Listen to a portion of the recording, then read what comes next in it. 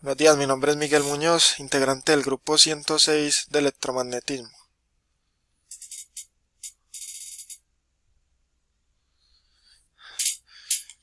Voy a realizar la sustentación del componente práctico de la práctica 1 experimento 3.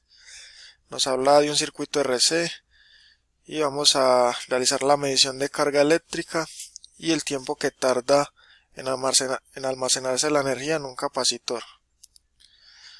Lo primero es ajustar adecuadamente el circuito. Eso sería el montaje del circuito. Acá tenemos una fuente de alimentación, una resistencia, un capacitor y tenemos los instrumentos de medición. Este para la corriente, este para el voltaje en la resistencia y este para el voltaje en el condensador.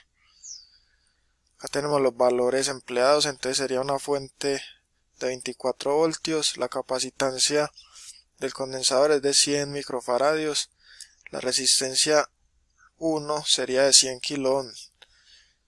Más adelante vamos a usar una resistencia 2 que sería de 50 kilo ohms. Luego de montar el circuito, encender la fuente de alimentación y registrar cada 5 segundos los valores obtenidos. Entonces acá iniciamos, encendemos la fuente, tomamos pantallazos desde 0 y aumentando en 5 segundos. Vemos los valores que arroja el circuito. Acá tenemos en 5 segundos. Podemos ver cómo la corriente va disminuyendo y va aumentando el voltaje en el condensador. Luego vemos que en 35 segundos nuestra corriente llega a 0 y está casi cargado el condensador. Alcanza el valor de la fuente en 1 minuto 10. Llega a 24 voltios. Luego nos pide repetir los pasos 1 y 2 con la resistencia de menor valor, que sería la de 50 ohms, y registrar las lecturas cada 5 segundos. Acá iniciamos en 0 y vamos observando las lecturas de los instrumentos. Tomamos pantallazo cada 5 segundos y vemos que en 20 segundos llega a 0 la corriente y en 35 se carga completamente nuestro condensador. Acá en la tabla 5 registramos los valores. Entonces acá tenemos el tiempo, la corriente en la resistencia 1, el voltaje y la corriente en la resistencia 2 y el voltaje. Entonces primero nos preguntan por qué la corriente inició en un valor máximo y descendió hasta 0 mientras el capacitor se estaba cargando. Entonces la corriente inicia en el valor máximo ya que el circuito está en reposo. Al energizar el circuito, la corriente máxima fluye a través de él entregando el voltaje pleno a la resistencia, cargando el capacitor hasta alcanzar el voltaje de la fuente y la corriente cae hasta que se hace 0. Luego dice comparar los datos obtenidos para la resistencia 1 y la resistencia 2 y explicar la función de la resistencia en el circuito. Entonces estos datos del primer circuito con respecto al segundo son la mitad, debido a que el valor empleado en la resistencia 2 es la mitad del empleado en la resistencia 1.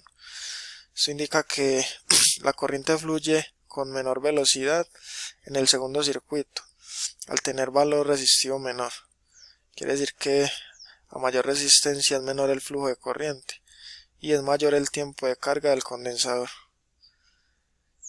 Luego, empleando los datos de la tabla 5, dibujar unas gráficas para el circuito 1 y el circuito 2 de la corriente eléctrica en función del tiempo.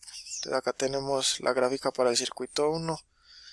El tiempo sería el eje X, la corriente sería el eje Y, y acá registramos los valores obtenidos y vemos cómo está en un valor máximo y cae hasta hacerse 0. Luego acá en la gráfica 2 hacemos lo mismo. Eje X sería el tiempo, el eje Y la corriente. La arranca en un valor máximo y cae hasta 0.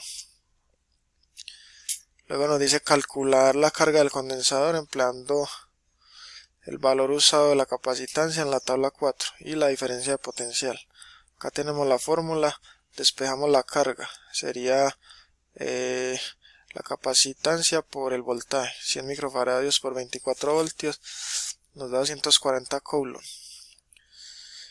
Ahora, con base en las gráficas de corriente contra el tiempo, ¿qué conclusiones y observaciones puede usted tener de esta experiencia?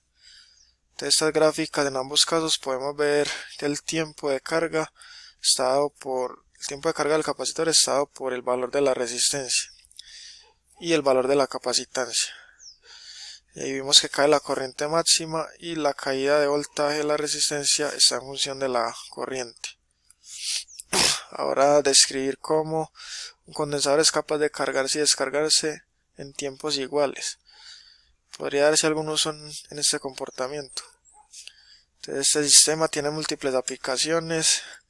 Los condensadores están en capacidad de almacenar carga en los circuitos RC. Vemos cómo el valor del tiempo cambia en función de la resistencia y la capacitancia del circuito para cargar y descargar los capacitores. Esto es debido al flujo de cargas que pasa a través del resistor. Eso quiere decir que para un circuito el condensador se carga con un valor resistivo y de capacitancia. Con esto daríamos por terminada la práctica del experimento 3 de la práctica 2. Muchas gracias.